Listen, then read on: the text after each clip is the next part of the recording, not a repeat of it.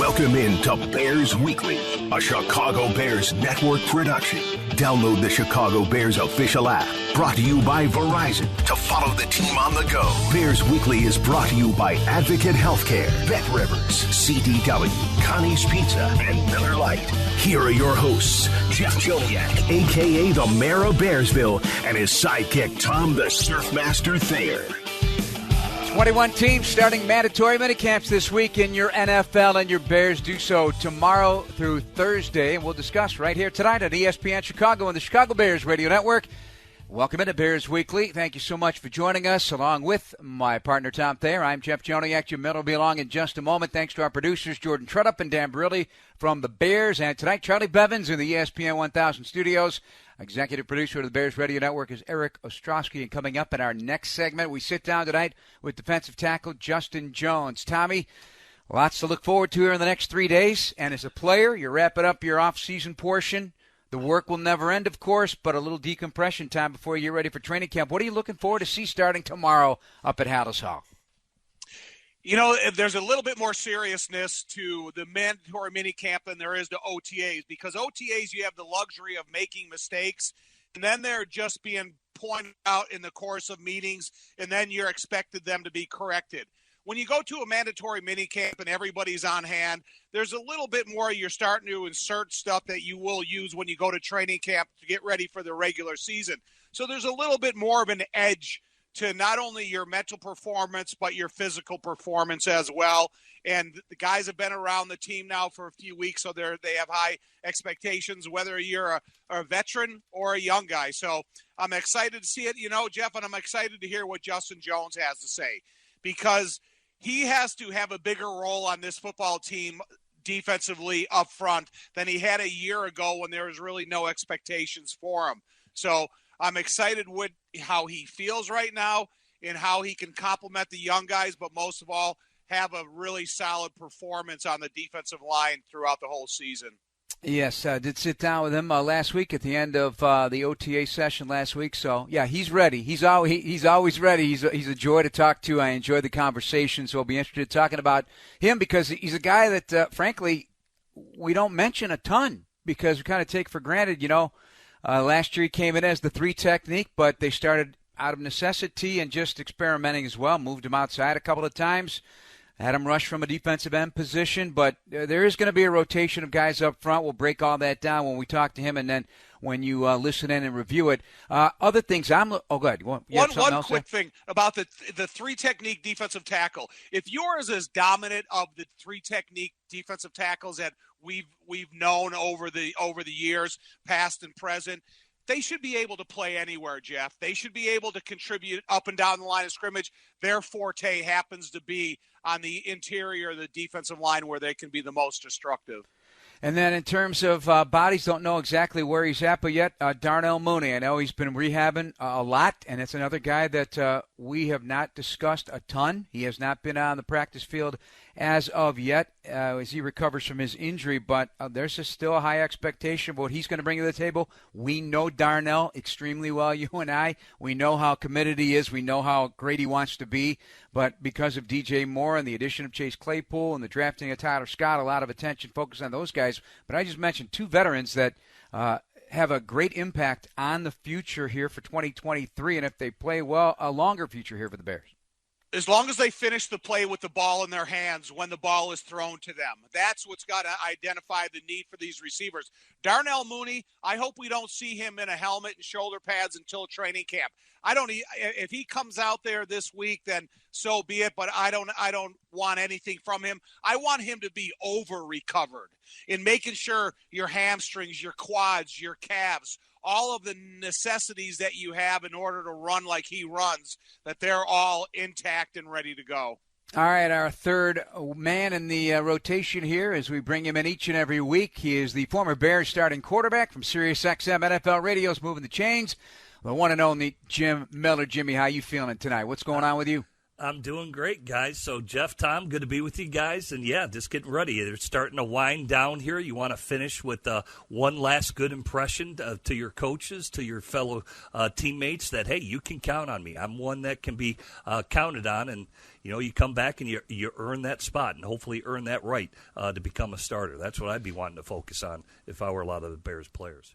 Yeah, and just, keep the momentum going from an amazing offseason. We talked about it, Jim, it being an important one, obviously, for the reload here and whatever you want to call it, a transition season going from one of the worst teams in the NFL in terms of records, but still a competitive bunch with a very young team, to now taking that step and the momentum of what was accomplished and setting the culture, what you added in terms of personnel, what your expectations are for Justin Fields, Jimmy, and then the draft haul, what you managed to land in free agency, and now the schedule that's before you.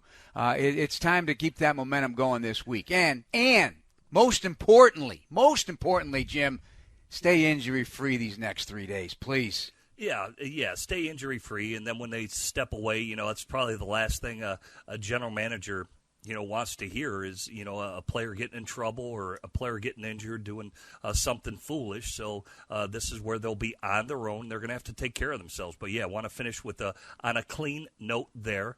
And I think all those things, you can do it. Jacksonville was the team last year, right? Went from worst to first in their division. The year prior, it was the Cincinnati Bengals. They went from worst to first. So it's possible, and these players should be thinking like that because there's plenty to play for. There's a lot to prove, and they're the ones that are going to be able to do it. Nobody else. They're the ones that have to get it done, and they collectively as a group need to make that promise and that commitment to one another. I think I'm in the minority when I talk about the NFL scheduling of the offseason, because I think it's absolutely ridiculous that after the end of minicamp this week that they let these guys go. To me, I would give them another month and a half off out of the facility on the other end, and then I would have these guys here up into training camp and then give them the week off before training camp starts. That's used to be the norm, and I think guys were more prepared. They spent time within the facility, that they had an eyes-on approach to these guys. And I'm not saying go out and exhaust these guys on the field. Keep them in the facility. Keep them in the weight room. Keep them to the point where they have a little bit more accountability during this time. I think it's silly to get these guys ready, get them around the facility, go through OTAs, get them in the weight room, and then say, okay, at the end of minicamp, and even like the Jets, they canceled minicamp. I know they're in the Hall of Fame game, but to have this open window of opportunity to either get out of shape, forget the mental side of it that you've just prepared the last 5 or 6 weeks, or some guys are scared to go in a weight room. So to me, as we can sit here and talk, and Jim, you have That's interesting. years of experience with it. I totally disagree with the schedule. Yeah, I'm with you on that, Tom. And because there's a lot of coaches like John Harbaugh that what do they do when they come back anyway? They have what they call a ramp-up period. Because for that very reason, what Tom just talked about, some guys will get out of shape and they'll put them on the physically unable to perform list if, say they come in just a little too heavy, because they're putting other players in danger out there if they were to fall because they're not in shape and they're winded. And it's hard to say that when you're paying guys millions of dollars, that's what they're paid to do. They're paid to be in shape. But I see it all the time, man. There are guys that come back. They lose that edge of coming out of this last minicamp, don't work as hard, and so coaches have to have what they call a ramp-up period, which is basically about a week and a half with no pads where they're just physically moving them around there to get them back in shape with their conditioning so that they're ready to truly practice in pads where they can be out there completely ready to go. Right, that's I'm looking at Tom because I have him on Zoom, but I see his anger. And Jim, as you pointed out, it's not just it's every team. Every team has the ramp up. It's a negotiated thing with the NFLPA, so you're not in pads for the fourth day of camp. And then the rookies because are there because of the baloney schedule that you have them on. John Harbaugh that's what I'm waits saying. Longer. John Harbaugh. Waits even longer, huh? Yeah, because for that very reason. So. And he said, this is an interesting topic. We could talk about this one for a long time because refresh our memory, Tom. Do you remember your last couple years, for example? What When did you report? I remember all my years. Okay, tell me what I'm looking towards the end of your career when things started, on that path to potentially changing a little bit. And Jim, same thing. When did you guys have an off season that began? When did it end? And when did you start camp then after that? So the season ended. We had our exit physical, our exit checkout meeting with our coaches, and then we were basically on our own until minicamp came. And then you had a 3-day mandatory minicamp, and then you were basically on your own again until training camp started. But there's a different elements. When we went to training camp, we had an unlimited roster. So we may have up into 140 to 165 guys, and then your reps were cut in a third because of that. But it was more of making sure that you showed up and you were in shape. And, Ditka wasn't the type of guy that was going to let you sit out or maybe put you on IR until you got in shape. He was going to run you until you got in shape. And then if you weren't in shape, then you were less competitive. And then somebody else was going to capitalize on that. So all I'm saying is I wish rather than these guys going to these tight end U or going to all these different trainers outside the facility, I wish that they were required to spend a certain amount of time in the facility that maybe that was connected to their pay and they made more money in the off season, but they had more accountability within the organization. So, Jim, I think what he's saying here, too, that he'd get rid of OTAs and just have that period extended right before training camp, and so you don't have the summer break. They're calling this the 1-month break. Is this what I'm hearing? Yeah, I think it's an extended period of time. So when I first came into the league, it is similar to what it is now. That, it's similar, but yet it was different, right? So we met. So when I was with the Steelers, I met with my coach basically 4 days a week. All right, we'd come in on Monday, get our work done. We get some film work. Then when it came time, we had our rookie mini camp, but we were meeting four times a day. Now they have what are called these phases, right? The first phase is get the guys in shape. Then you can start to meet with your coaches and go on the field and do some field work. And then, of course, you start the OTAs. That's how it's done now. Back then, we met all the time. I'd go out and do some work on my own. But then we had our rookie mini camp. So I came in, had our rookie mini camp, and then you have these practice days. And then, of course, back then you didn't have practice days, and then you just had the veteran mini camp, and that was it. And then you'd go home and be back. But I like the idea of what Tom said is if you start the guys later and then you're able to spread it out, leading all the way up to training camp, I think it would make a lot of sense. And guys wouldn't come in and tweak hamstrings or have issues because they fell out of shape or didn't do the work that they needed to do in order to be ready to play. Because I see it on every team. Teams now, they don't even mess around. If a guy comes in and he's overweight, they just put him on PUP. Say he's physically not able to perform. He's out of shape because he's going to go out there and get somebody hurt. And John Harbaugh, I've talked to him recently, is last year at training camp. He said he wishes he had more of a ramp-up period to get guys, quote-unquote, calloused, and it starts with conditioning, where some guys come in, and it's typically the bigger guys, that come in a few pounds heavy and just aren't conditioned. And Tom will tell you, when you don't have your conditioning, you can't get your wind, that's when you start playing sloppy and guys start falling on the ground. And that's where you put other players at risk, where there can be issues. So I've got no problem if they had more of a ramp-up period. I think it would be a lot better for everybody. Listen, Matt, I don't mean to sound like an old curmudgeon. I'm just looking out for the benefit of the players and making sure that they're at their healthiest when they get the start. It's ridiculous because every single one of us have said, oh, now after this mini camp, they're on a break. On a break from what? On a break for what? You got to get yourself in shape. You have to be competitive from day one. So if you want to talk about, we go to training camp and we have a week and a half ramp-up session. That you don't need it. Our first day of practice, we went and we did Nutcracker. You can't do that anymore, but, because you were expected to come in shape. Everybody right. knew it. It's expected. I mean, I don't think anybody I'll have the last word because we've got to hit a break. I don't think anybody expects these guys to do nothing for a month. They have to. Some do, though, Jeff. Of course they do, but I don't think that's vacations. I know one guy I interviewed me the other. I'm just going to take a couple vacations. Okay, sounds good. All right. If I don't pay the bills right here, I'll be on vacation. Take a vacation in February. Yep. That's Tom Thayer, Jim Miller here on Bears Weekly. Coming up next, my conversation with Justin Jones, the Bears defensive lineman. Coming up here on Bears Weekly on ESPN 1000 and the Bears Radio Network. This is Bears Weekly with the voice of the Bears for 23 years, Jeff Joniak, on the Bears Radio Network. Welcome back, everybody, to Bears Weekly here on ESPN Chicago. Jeff Joniak along with Tom Thayer and Jim Miller. Those guys will be along just a moment from now. Right now, we're kind enough to spend some time. He's kind enough to spend some time with us. My man, Justin Jones. I love this guy. You know, there's something that I've always gotten from you. Facts. Oh, yeah. This is how you say it, facts. So my daughter, remember Kelly working here? Yeah. She pulls the Justin. She says, everything's facts. Tell her something. Facts, Dad, facts. I love that about you because, you know, you are a pretty open and straightforward guy about life, liberty, and the pursuit of happiness when it comes to the National Football League. You always been that way? Yeah, I was about to say facts again, but yeah.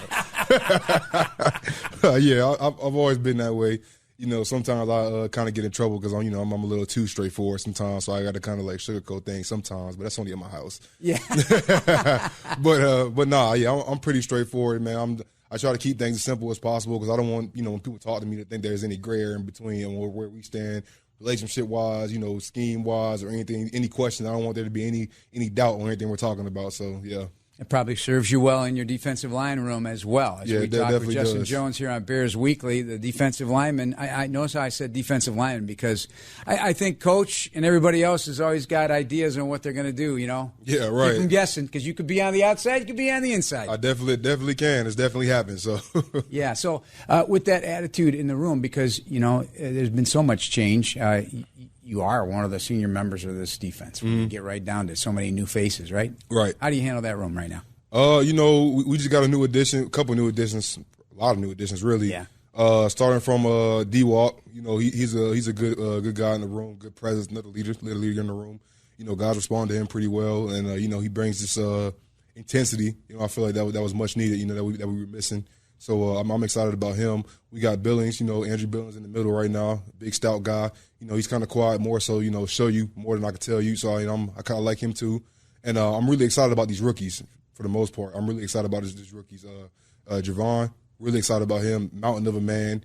He gives me like a leaner Limbaugh Joseph type of vibe, and I've seen him run. We ran sprints before. And I just seen him just sprinting like a deer one time, and I was like, bro, it's no way. It's no way. He's long. He's 325, and he's running. You know what I'm saying? He's gonna trim up a little bit. But, yeah, I'm excited about him. Zach, he kind of reminds me of myself, back when I came in as a rookie because I came in at about 3'11", my rookie year. Dreads, big guy, playing 3 technique, drafted in the third round, same exact kind of story. And he get a quick twitch guy, getting off the ball, reminds me of myself coming out of college. So, I see myself in him a lot. So we talk a lot, on the side about, technique and mindset and alignment, assignment, and stuff like that. And he's going to come along real quick, I feel like. Yeah, we talked to him a few weeks ago. I love his personality. He's always laughing. He's a very very humble guy, but you can tell he's going to be a guy that's going to maybe chirp a little bit, fun, make you guys laugh. Oh, for sure. Is that happening? Yeah, for sure. We got on him today. We kind of beat him up a little bit after practice today because every time he walks by, he kind of bumps you. Oh, my bad, big bro. I ain't mean to bump you. I said, listen, all right, now, man. You got one more time to bump me, man. I ain't about to keep playing with you. Then he bumped me again. I said, all right. So after practice, we all got on him, took his shoes and everything. But no, he's a good guy, man. I'm happy we got him. I think he's going to be a perfect fit here. And I think he's going to do great for us, But don't you feel good, though, at the same time about that he has enough trust in his teammates and veterans who've been around many training camps and many OTAs that he feels comfortable he could do that? Because once training camp hits, when he start cranking up, guys maybe have their blood will get up a little bit more, He'll understand that there is no playing anymore. Yeah, well, I mean, OTA is pretty much is made for relationship building, team bonding, building that chemistry. Because once we get to training camp, at that point, it's time for business. And, we're really trying to make these strides now in OTA. So when we get to training camp, we don't have some of those speed bumps, so we can kind of coast right through into the season and be ready to go. But, he understands that. We've talked about that a lot because, even the coaches are even laid back at this time, in OTAs because, it's not meant. It's more so for teaching purposes. Everything's kind of slowed down. You're understanding the scheme. You're understanding your role in the defense, stuff like that. And then when training camp comes, at that point in time, you're expected to understand your role and how you're going to see fit, and then really come out here and compete because you've already got the playbook. You've already known what we're doing. So now it's time to master it. So yeah, he's ready for it. Justin Jones, our guest here on Bears Weekly. Jeff Joniak with the Bears defensive lineman. I thought you played very well last year on a line that has obviously wants to make big improvements from last year, from pass rush to the whole bit. A lot of change in that regard. But, the whole idea is to get as many guys up front that can play, waves, keep you fresh. Yeah. And so it's funny when veterans see guys drafted and everything, in the past they would get nervous about it. Yeah. I don't see that here because, number one, you need 2 sets of 4 at least up front to attack. That's the kind of the goal. How are you looking at that? And are people sleeping on Justin Jones? I've been slept on my whole life. So I'd rather you sleep on me the whole time. I'd rather sleep on my whole career because when I pop out, and you'd be like, okay, yeah, I know he's here. I had a pretty solid year, like you said, with a lot of moving pieces last year. Like I had a different D-line every week. People don't talk about that either. So you talk about like actually building chemistry and building that unison on one D-line and trying to have that 4 equals 1 and, moving like water type. Yeah. If you got moving pieces every week, it's kind of hard to really have that. I think we're going to have that this year.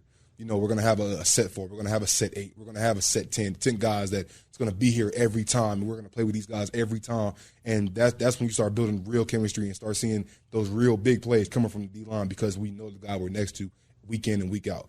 And, yeah, man, back to what you were saying about getting guys drafted. See, I'll say I wasn't raised that way because when I was drafted in, I had guys in my room. I had Brandon Meebane, he was in year 11. I had Melvin Ingram, he was in year 7. I had Joey Bosa. I had Corey Legit. I had real good vets who brought me in and they helped me every step of the way. Even now I call them. I say, hey, bro, I appreciate you for everything you did. Because everything you taught me then, I'm seeing it now, and how to pour into these rookies and give them the game and then let them know because at the end of the day, like we don't know where our last play can be. But you owe it to the guy next to you to give him everything you've known because the guy that came before him, the guy was before you, he gave you everything he had. And it's only right. You know what I'm saying? Like I can't do something to a rookie that something wasn't done for me. You feel me? So and that's one of our biggest things because, even guys in our room had different rookies, different vets. They treat them different ways and we have to kind of converse on how the room is supposed to be operated because of that, but, we all come to a common ground because everybody was raised differently in this league, And so with that being said, like, the rookies are coming along for us, I feel like. And, they really appreciate the fact that, every guy in our room is willing to help everybody. And that's what makes us different, I feel like. How about the late round Travis Bell? I mean, this is a kid who loves football. He does. Can't believe he's here. Like, he's genuine. That's a guy I think is never going to forget it. Like, he's always going to play. As long as he's able to play this game, he's going to play it with humility. And he's not going to ever take it for granted. Do you feel that? We don't talk about him much yet because when the pads come out, we'll be talking a lot more about the line of scrimmage. Yeah. But what can you tell us about him? I like him. He's a great guy. Obviously a late round pick out of Kennesaw State, man. And he does love it here. Chicago Bear has a lot of history. You know what I'm saying? He's always talking about it, and he's just like happy to be in a room full of guys and just picking our brains about different things, man. Like the type of coaching that he gets from the players is just so different that you get from the coaches because the players are actually playing. So it's just different, and the fact that we're able to talk to him on that level, he said it almost sounds like science, the way we break it down because it's so in depth. Yeah. But it is. It is. It really is. It's an art. Pass rush is an art. Stop and run, it's an art, literally. So when you look at it like that, you have a different appreciation for it, and I feel like he's developing that appreciation, and right now it's got him in awe. So I think one of the biggest advantages of having vets in that have been a while are violent hands because you can tell people to play with violent hands, and maybe they will on a snap or two in college or whatever, but to play with violent hands, how have you mastered that aspect of your job, and what difference does it make when you come in, snap 1 playing violent hands, and snap 57, that offensive line now is a little bit on their heel because of violent hands. You got to win that battle first, right? Yeah, you got to. You got to get hands on the first and let them know you're going to be here all day. Yeah. And honestly, like, you just got to keep practicing that. And for guys coming in that doesn't have violent hands, the first thing I tell them to do is go box. Take off season and just box. Because then you can really gauge how much power you put into a bag. You can gauge how much force you're putting into a bag, and you can feel it, and you can see it. So when you come to pass rush, that translates right over to pass rush, to translate right over to stopping the run, getting hands on guys. You know how much force you're putting in there and stuff like that, and you just know. But I think guys who come in with violent hands, they pretty fare well. They do pretty well in the league. Dominique Robinson, he did that in this offseason. Boxing. Yeah. His hands look pretty good in the OTAs right now. I must say he looks a lot more fluent, a lot more comfortable in his position right now, especially with the guys next to him. Like I said, having Sheen come in here and having D-Walk, coaching him up and stuff like that on the end, man. Like he's coming along pretty well. You shorten everybody's name. The fans got to get to know these teams. So we're talking about Rasheem Green. We're talking about Marcus Walker. Yeah, my fault, man. And Travis Gibson. Let's not forget about him too. Travis Gibson. Yeah, all those guys. They're helping them out. Helping them out. And shoot, like I said, I'm learning myself. They're bringing things from their game they've been doing. Like for me personally, that you picked up. So D-Walk has a swim move. I don't know if you've seen it. I have, watching it on tape. Yeah, it's pretty nice. It's legit. It's pretty nice. Yeah. So me, I'm trying to pick that up and add it to my games. I don't know if you notice, I'm more of a rip guy, but sometimes that swimming free you up a little more depending on when you use it. So if I can add that to my game, I come free a little bit more. I kind of use my swim move more so in the run versus the pass. So if I can get that in my game a little more, then that'd be good. We've been talking about that the last couple of days now. It's a changeup, The offensive lineman expecting you to do that rip, and then you come at him with a swim on a pass. Oh yeah, now we're talking, right? Yeah, exactly. See, now it's a little bit different. So but it's just a matter of when you throw it. You could throw a swim move anytime and it won't work. It's the right. You have to have the right time and the right timing and technique in the rush at the time of the rush to throw. It can't just be the first move out of the gate. It may have to be the third rush you throw. You know what I'm saying? But it still has to be a rush that you use because it's a good one. What have you done differently this offseason before we even got to OTAs to help yourself have a good year this year? Incorporate anything new in your repertoire of training? I've done a lot more Pilates. I feel like I've been a lot more consistent with Pilates this offseason. I pretty much train pretty hard every offseason. But I think Pilates is going to be the game changer for me because it's strengthening the small muscles and giving you more core strength, to control your body, and especially in pass rush. A lot of vets have told me that Pilates was really good, so I really gave it a try this offseason, and I feel really good from it. We talked a lot last season, and even, not with a microphone in your face, just, 3-14 wore on you a little bit. The fans were actually maintained their excitement because you guys were in every game, and they knew the plan. The plan was we're going to build toward the future. So now there's a higher amount of expectations from the fans. We got new guys coming in, learn the system. Where is your mindset about year 2 here? Oh, I'm excited. Especially on the defensive side. We got a guy named Tremaine. Tremaine Edmonds, man. You feel me? Jaquan is in his second year. Freak athlete. We got Bojack back. Freak athlete. Jalen Johnson. We got these guys on the back end. Offense, we got a guy named DJ Moore. You know what I'm saying? We got Justin Fields some weapons now. Darnell Mooney comes back. You feel me? We got a Devonta Foreman. Back there. Beast. Literally. You know what I'm saying? Darnell Wright. You feel me? Like we got some guys. Nate Davis. You know what I'm saying? We got some guys now. Like I'm really excited about that. Like, and the fans should be really excited about that too because it's a different type of confidence and a different type of swagger our offense and defense has now. That I'm really finding. It's really becoming contagious. Did the turnout this offseason impress you? The amount of players that came? It was a lot. I think we had like 95%. Yeah, crazy. Yeah. As I'm looking around the league and the media when they get there once a week to get to see, this person, it's a long list. I do think that's a part of liking each other. That's a big part. Knowing that you guys have something brewing here. I keep using this term. I should make sure it's right.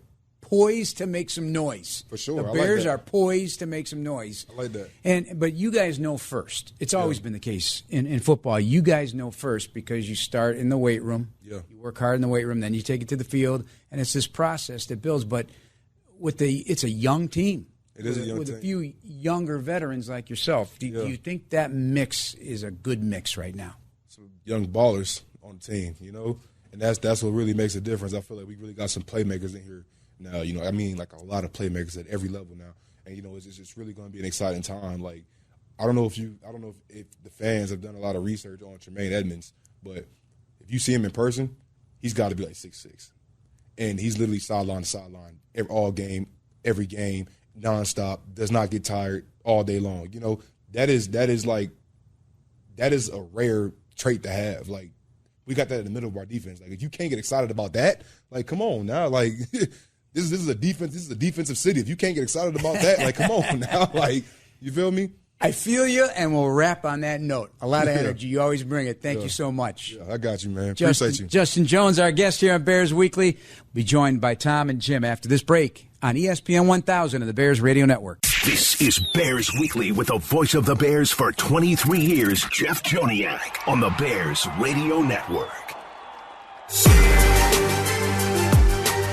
This segment of Bears Weekly is brought to you by CDW. People who get it, Jeff and Tom, along with Jim Miller from SiriusXM NFL Radio's Movement Change. Just heard from Justin Jones, so now some reaction. Of course, I sat down with him face-to-face last week. He's got a lot of juice, big time. He loves the game, loves the team. And I guess the thing that really stood out, I just made up a word, I guess. Stood out is that everybody is talking a lot about Tremaine Edmunds, and heard it from the coach, heard it from others behind the scenes that yes, he and TJ have become the leaders of the defense. That's the way it's going right now, and it's coming from that linebacker level, and it's good praise, high praise, because you look at Edmunds, he's a 6-year player, he's 25 years old, still young, but he's been doing it for a while. He did it for an AFC Championship team.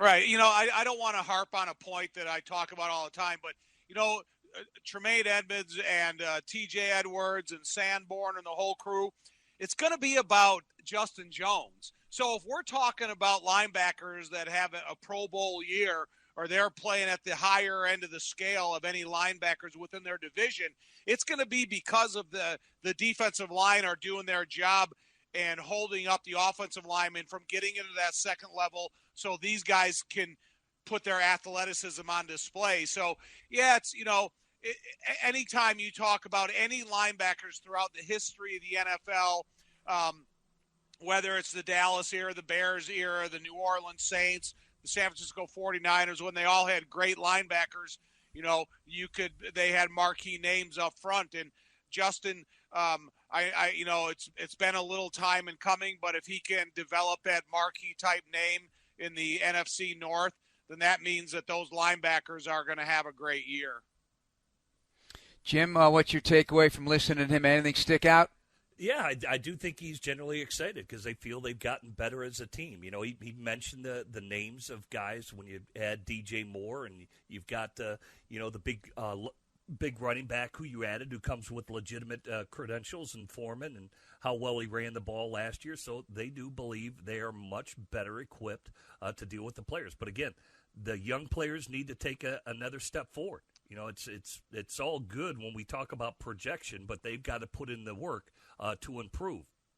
Clearly, he feels excited about it. I think a lot of Bears fans are excited, but at the end of the day, you got to put the work in to get the results that you want. And let's be honest, some guys got to, play above, in my opinion, what they're capable of doing because they're still missing a couple of horses at key spots. Now, whether guys can reach that challenge or surpass it would be an added bonus, I think, for the growth of this football team.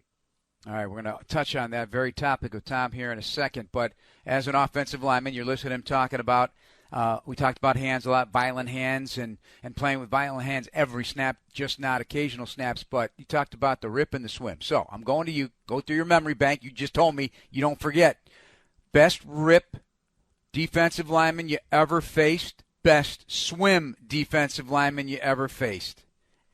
Randy White from the Dallas Cowboys, he had both. He had a rip and a swim, and that's how good of a defensive lineman he was. If you go to Keith Millard, 1991 defensive MVP, had, I think, 17 and a half sacks that year, was great at both of them. But, when you talk about violent hands, it's not something that every defensive lineman has, and it's not even something that defensive linemen can develop over a period of time, because there's a guy, and I bet you never heard of him. He's got the heaviest, most violent hands I've ever played against. His name was Pierce Holt. Yeah, Pierce Holt played. Yeah, he's 49ers, a defensive right? lineman for the 49ers. Yeah. And he had the strongest out of the stance hands, where he could. It didn't matter if it was a rip or a swim, if it was an arm over, if it was an arm under, whatever he was going to do. His hands were so powerful that when you went to strike him, if you met hand to hand, he would derail your hands and then get you off balance and out of position and then work with a second move. So it's not something that you can say, okay, this year I'm going to dedicate myself to taking a martial art because it's going to make my hands heavier. No, it's not. You're going to develop heavy hands by having the strength that's developed in the weight room and then being able to use the speed of, use the speed of your hands as a weapon. Hey, Jim, you guys analyze a lot over there on NFL radio. You break things down very precisely. Do you happen to know off the top of your head who, in your opinion, has some of the best rip and swims in the NFL? I mean, I'm going right to Aaron Donald, right. The multiple defensive player of the year, right? Would he be the guy? Yeah, he's tremendous. I think the guy who just retired, J.J. Watt, right? He was a three-time defensive player of the year, will be honored in the Ring of Honor down there for the Houston Texans. But, yeah, I think the more repertoire you have, the young player who's getting really good at it because he works his fanny off, Mad Max Crosby of the Las Vegas Raiders. Go look at his pressures. Go look at his sacks. And you would think last year Chandler Jones would have cleaned it up on the other side with how much damage Mad Max Crosby was doing, and it really didn't materialize for the Raiders. But that Crosby, man, and we interviewed him probably about 3 months ago, and that guy is like relentless on learning these moves. And now they do the Von Miller, it's almost like the tight end where the pass rushers get together and they start going over moves and stuff like that. But I think keep your eye on Mad Max Crosby. That guy is really a special player. Listen, you go Kenny Clark. That's the Green Bay Packer, right? Like that dude, he's on a whole different level. He plays with force on the inside, with strength, meeting combat to combat, as good as any defensive lineman in the league. So if you want to have a point of interest to pay attention to this year, go and look at the way he plays. Right. Well, and Chris Jones, the Bears will face him week 3. So two of the top 3 weeks, and the boys up in Tampa for week 2. So yeah, you're going to get some. I tell you, if I was an offensive guard, those 2 games would be keeping me up. I wouldn't be able to take 6 weeks off. I would have to go and just try to do everything possible to get ready for those guys in the first couple of weeks of the year. You know what? Being with you NFL players, the greater part of my adult life here, it gets you conditioned to think a certain way. So I'm watching Jim, the highlight of the Von Miller camp, and he's teaching moves, but it's against NFL offensive linemen. So they're giving the tricks of the trade to the offensive linemen that they'll eventually have to. I mean, I don't know how many offensive linemen showed up, Jim and Tom, but why are you giving away the trade secrets? Listen, if the information was that transferable, then every guy that goes to his camp would finish with 15 to 17 sacks next year. I could sit here, Jeff, and teach you how to be an offensive lineman, but you're not going to do it. It's just like all these other, maybe if Von Miller is reaching down to a talented college player, whether he's a freshman up to 5th or 6th year nowadays, maybe some of that information is transferable. But from NFL to NFL, you have to have all the traits that are backed up. The reason Von Miller, I remember when we went to Denver a couple of years ago to practice against Denver, and we were standing at the one-on-ones watching Von Miller. And then you had a chance to look at his size and everything. And then you see why greatness is greatness. Just like Dwight Freeney and the other guy for Indianapolis. Robert Mathis. They're not big by any means, but they did what they were gifted with. Jim, that would be a new definition of brother-in-law in the NFL. Here's what I would do if I were an offensive lineman. I would go there, and I'd say, no, I'm not going to do anything, and I'd just sit back there with my iPhone and tape it all and everything they said, and I'd put it in my, in my tools of my trade of what I'm going to watch here this offseason to get ready to play Von Miller when he's ready for the Buffalo Bills. All right, we got to take a break, fellas. We got to take a break. This is Bears Weekly with Tom Thayer and Jim Miller. I'm Jeff Joniak on ESPN 1000 and the Bears Radio Network. This is Bears Weekly with the voice of the Bears for 23 years, Jeff Joniak, on the Bears Radio Network. Want VIP access to every Bears home game, exclusive seating, sideline credentials, and more are now available. Get the ultimate VIP fan package this season by visiting ChicagoBearsVIP.com. Jeff Joniak here with Tom Thayer, Jim Miller. A couple of segments to go tonight in our show. Get ready for minicamp starting tomorrow up at Halissaw, Tuesday, Wednesday, Thursday, and then not until the start of training camp do we see the Bears back on the field. Bears adding 6 new members of the coaching staff through the Bill Walsh Diversity Coaching Fellowship Program tonight, announcing a few, including John Johnson, who was with the team a year ago. But joining the staff include Missouri State's Antonio James, from Southern Illinois. Antonio James is from Southern. Dante Ellington, wide receivers from Missouri State. Alex Officer, an offensive line assistant from Rutgers. Darius Safford from Kennesaw State, who's got one of the Bears in the roster right now, and Dominique Anderson, linebackers, returning also for a second summer here with the Bears. Always a good thing for those guys to help out the coaching staff. All right, Tom and Jim, the unit that has had the biggest improvement in terms of what you believe right now in terms of personnel, where they're at, and the unit that still has a ways to go. Tom, we'll lead off with you and go to Jimmy. I go the unit that I'm most impressed with, that I think has made the most strides, I think, is the defensive backfield. And there's a couple reasons. Because of the talent that Ryan Poles has brought in over the last couple of years and how competitive they were immediately and how they proved Ryan right in what he saw with his eyes and his evaluation, these guys were ready to play. And then I like a little bit of the pressure that Jalen Johnson is putting on himself. If you think you're so deserving of a new contract, you better play like it. Because the one thing teams want to do is they want to pay and they want to reward their guys who have come through and they're playing up to the expectations of the position coach, the defensive coordinator, the head coach, and the general manager. So I think there will be a little bit more of a magnifying glass on Jalen Johnson, and he's going to have to play up to the standards that he wants to be rewarded with the new contract. And then, Jaquan Brisker's done a heck of a job, and Gordon has done a nice job. Now it's up to Eddie Jackson. He's got to come in here and be a turnover machine or a playmaker like he was a couple years ago. And so the defensive backfield is the segment that I'm most encouraged about. My most concerned position, and it's probably because, when you talk to Justin Jones, when you listen to the list of D-Walk and Billings and Green and Javon and Zach and Travis Bell, we need to be introduced to these guys. So it's not just because you went and drafted these guys, they're immediately going to upgrade the performance of the defensive line. And then, there's Gibson and there's Robinson. There's a couple of guys that, haven't reached the level of expectations that are needed for them in order for the defensive line to get to that next level. So I still have the most concerns about the defensive line, and just to rehash, because they have to support the linebackers. They went in and brought in a couple of big-time free agent linebackers, and they need the support of the defensive line, and it's still the most unknown position to us. For me, Jeff, it's going to be the two groups, offensive line and wide receiver. I think Darnell Wright was the finishing piece.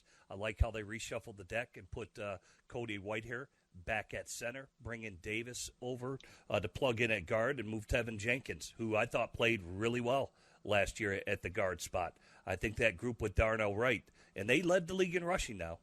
So these guys know that that's the standard that they got to play to. Darnell Wright, even though he's getting broken in to do that, he needs to know that. Those veterans need to remind him, hey, dude, we led the league in rushing last year, and we expect to do it again this year. As for the receivers, you would think Chase Claypool, small sample size, learning the offense. I get all that. He should have had a bigger impact last year, but now there's no excuses for him. All right? They need him to be a big-time player. And DJ Moore, I think, will just be DJ Moore. You'll have a healthy Darnell Mooney now, and Velus Jones needs to take another step. That was a disappointing rookie season as far as I'm concerned. But that group, you were dead last in passing the football. Yes, it's part of the quarterback too, but you guys have been working all off-season here. So that needs to be corrected. That passing game better be much more sharp and on point than what it was a year ago. I'm still throwing my 2 cents in. I can't disagree at all. I've been talking about the secondary being a significant boost in terms of what's been added here the last 2 years. I think they got momentum to really be an impactful unit. They need a rush, though, and so that would be my other one is the edge. But I do give a 1A to the receiving group because of everything Jimmy just said. I think more and more I watch and have been spending a lot of time up there, that DJ Moore will elevate this group significantly. He's named as one of the a lot of charts are coming out, a lot of rankings are coming out here in the advance period of this time where there's not a whole lot to talk about. But on the veteran list at number 9 of a player that's going to really impact the Bears and also be one of those players that could impact his business side as well. Brock Purdy, number 1 on that list, according to the NFLPA Top 50 Players sales charts. And we'll talk more about that. We'll have a spin around to fill you in on what's going on around the league here in our final segment after another break here on Bears Weekly on ESPN Radio Chicago and ESPN and the Bears Radio Network. This is Bears Weekly with the voice of the Bears for 23 years, Jeff Joniak, on the Bears Radio Network. Final segment, kind of whip around some topics as we are apt to do before we run out of time here. This segment of Bears Weekly brought to you by CDW, people who get it. Jim Miller and Tom Thayer with me, Jeff Joniak. Bears President Kevin Warren and Chairman of the Board George McCaskey did a nice thing. They went to the enshrinement in the Black College Football Hall of Fame of your ex-teammate and Super Bowl Bear Les Frazier over the weekend. Love it. How about you, Tom? Hey, there's no one that deserves all these credits any more than Leslie Frazier. From what he's done as a free agent in the NFL to starting college programs to earning head coaching opportunities in college and the NFL, he deserves everything that he's been rewarded with. Jim, I remind everybody, an undrafted player, again, who made it good. And has been a heck of a coach, and he'll be back.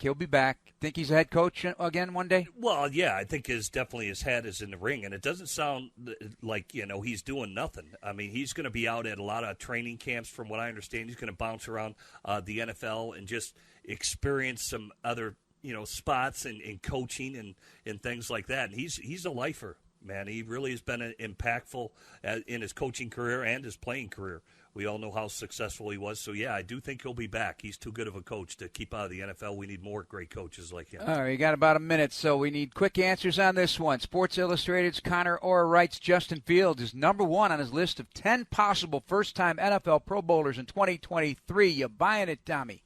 Of course. Yeah, I mean, we all see what his traits are, and you talk about the passing game. If he elevates the support of the passing game, no doubt about it.